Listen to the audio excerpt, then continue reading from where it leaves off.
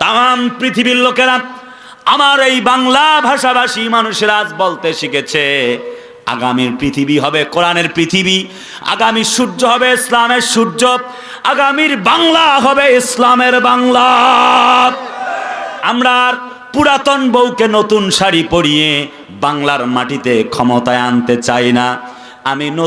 আমরা নতুন শাড়ি পরিয়ে নতুন বউকে সামনে ক্ষমতার মসনদে বসাতে চাই। ভ্যান চালক, রিক্সা চালক, doctor, master, helper, contractor, barrister যেখানে যাই জিজ্ঞেস করি একজন সৎ কৃষক পর্যন্ত, পরিশ্রমী কৃষক একটি বক্তব্য দিচ্ছে, হুজুর সবাইকে দেখা শেষ, আগামীতে ইসলামের বাংলাদেশ। যতই ষড়যন্ত্র করো, হামলা দাও, মামলা দাও, ভাঙচুর করো, আল্লাহর কসম ইসলাম এবছরেই ক্ষমতায় আসবে, কেউ ঠেকাতে পারবা না।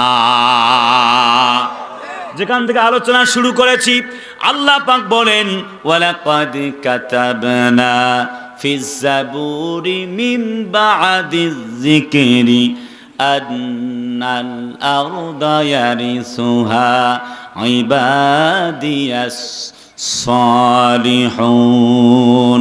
আল্লাহ বলেন তোমরা লিখে নাও, লিপিবদ্ধ করে আমি দিয়েছি আমার কিতাবে, আগামীতে কারা ক্ষমতায় আসবে। ইসলামওয়ালা, মুসলমান, আল্লাহর দিন প্রেমী, ইসলাম প্রেমিক, আল্লাহর কোরআনওয়ালা ইসলামওয়ালাদেরকে আল্লাহ রাব্বুল আমিন আগামীতে ক্ষমতায় নিয়ে আসবেন।